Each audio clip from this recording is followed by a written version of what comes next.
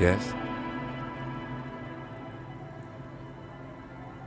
I'm glad to hear it, Detective. I was wondering when we'd get to this very subject. If you ask me, it's high time for you to put the bottle away. Sober up, get back to basics. That would be my advice.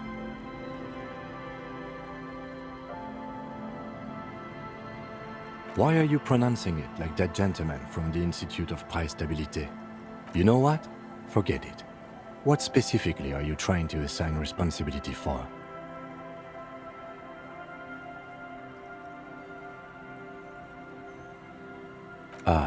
Now I understand. Next, I suppose you're going to tell me you need to form a committee to assign this responsibility? Fascinating.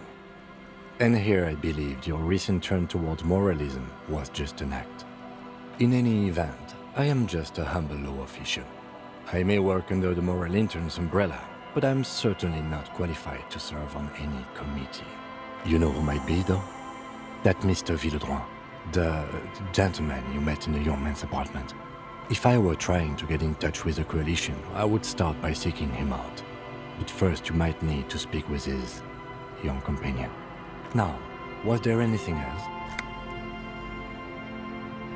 Yes. I don't know what to say. Perhaps,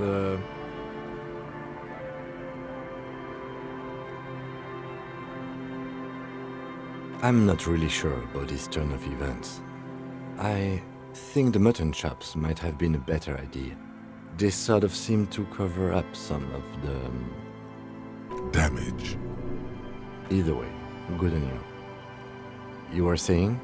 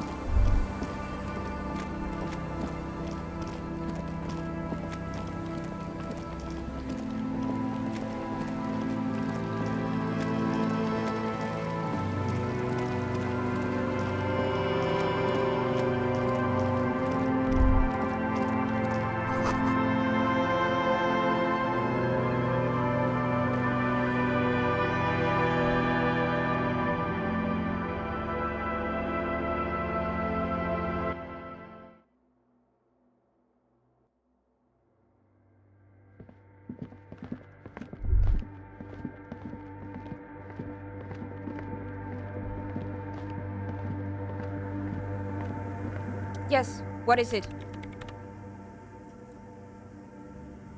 Yes?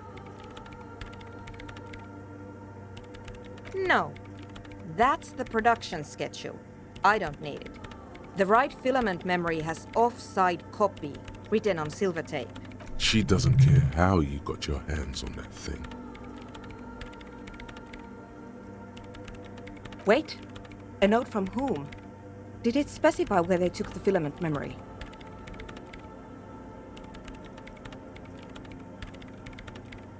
Jawiza. Of course. Our project lead, Suliswov Jawiza. God, he was always so hell-bent on keeping the copy somewhere safe. And feature creep and the Valley of the Heads. Like it would have made a difference. The offside copy was perfectly safe when the data loss happened. That data loss was anomalous. And the heads... I won't even get into the heads. Millions of them. Go find that copy from that ice cream maker, will you? Thanks. Valley of 1,000 Heads. You like the sound of that. This is getting ridiculous.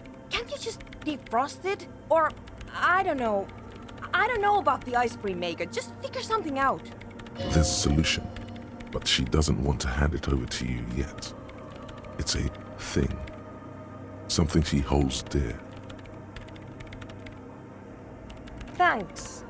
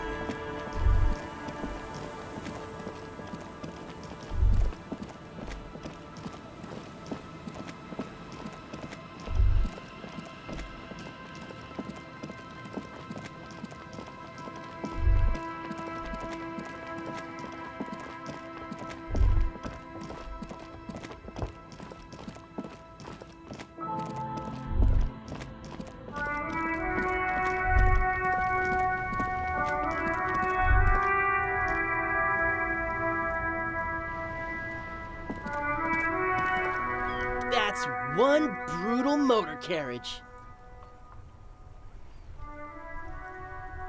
If I were a real skull now, I'd jack it, paint it in palm tree livery, then bottom light it, neon style.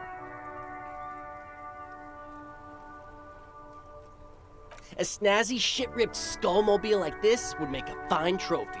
We could, like, hang fucking shrunken heads from the side mirrors. Cops' heads. Scary tribal shit. Yeah, tribal shit. A cop carriage like this would have proper skull value. While I appreciate the interest you take in my brutal motor carriage, I have to stop you right there. The RCM takes threats directed at its property seriously. It's just theoretical work, Copper. No basis in reality. Man, if we were certified skulls right now... Was it a good idea on the lieutenant's part to get into this? Don't even answer that.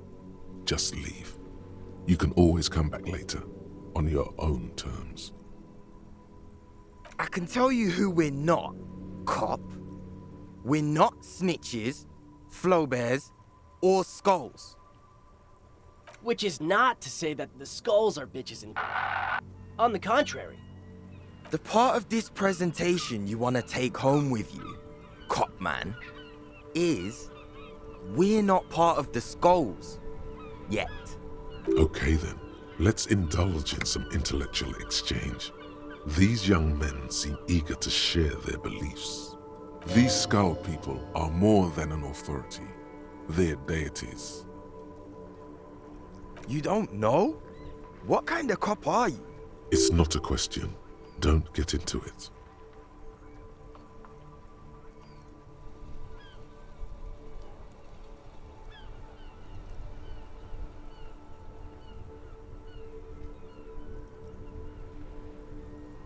The Skulls are the most vicious gang of the Besmertne.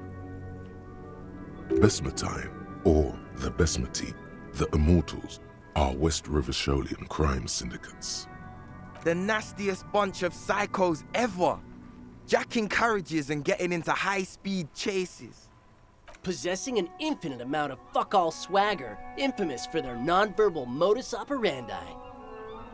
If a skull spots you, he will pull out his dagger and stab you without saying a word. The lieutenant's voice is as calm as usual, a testament to the violence and death he's witnessed through the sight of his firearm. They usually occupy the burnt-out quarter in Jamrock, or you can find them loitering around their brightly painted bottom-lighted vehicles. I can't wait to become a skull. Bottom lights are wretched aggressive. Murder?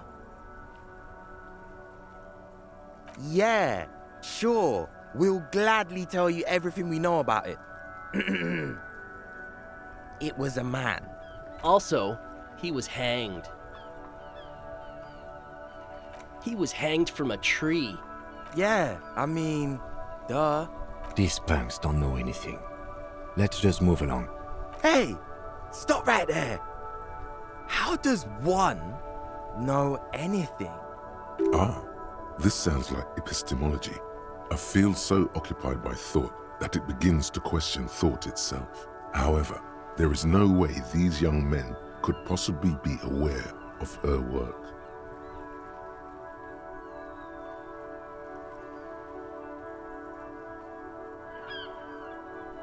Sure. Understandable. Fuck, and I appreciate your effort, though.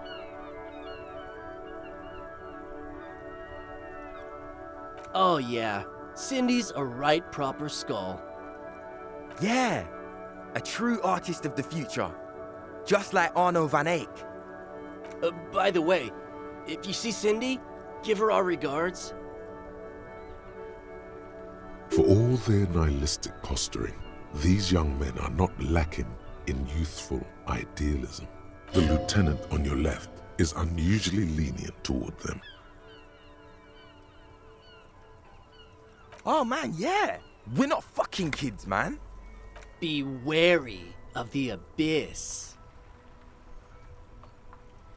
Probably because of how non-verbal their mode of operation is going to be. It's a threat.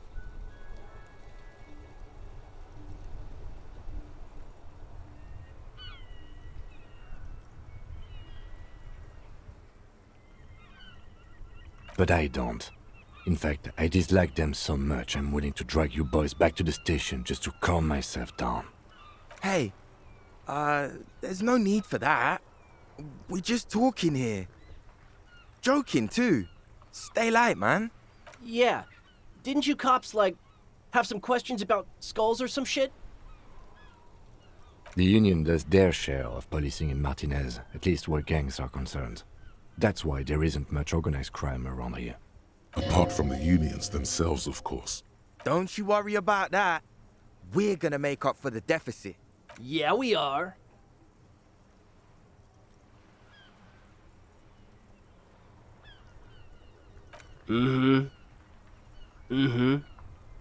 What about them? Well, first off, it's a statement and not necessarily something that characterizes me as a person, even though the statement has character. And I do like piss. The word piss epitomizes the struggle taking place in the world. Things being defined as they seem, not as they are. And, I guess, it's also about communal spirit, the future, and truly appreciating our differences. Also, you've got to admit, it catches the eye. And since the Grand Piper is slowly but steadily moving towards basing the economy on it, attention, it is imperative that the medium itself convey the message. What I mean by this is, we are all piss and that the world is inherently meaningless. It seems that the young man has a certain expertise in at least one field, even if it's rather narrow. Like I said before, many men keep searching for the one, for so-called true love, which is actually just obsession masquerading as kinship. The thrill of the chase, the hollowness that fills your chest cavity after catching it. I'm wondering if the poetics come with the jacket, or are they derived from something else entirely? To catch a fish, you'll need to hurl the lure many times, and even then it isn't certain that you'll get anything. If you blow up the lake, though, you get more fish in a shorter time. And, for time is of the essence and fleeting ever so quickly, one must think of a way to fuck the whole world and not get caught up in fucking someone. Because when one fucks everything, he fucks nothing.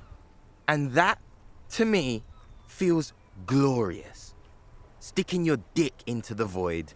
Hate to admit it, but in a weird way, he's got a point. Is it a coincidence that here we have two badass jackets and two badass cops? Yes? Leather jackets adorned with immature writing? The ideology they convey helps the boys justify poor choices in life and fashion. I'm not a fan.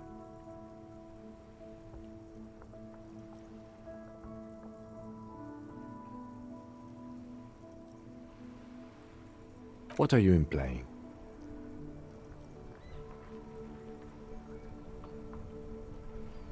For what?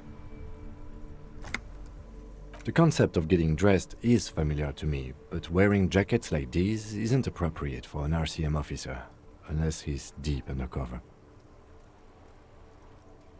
The lieutenant sighs.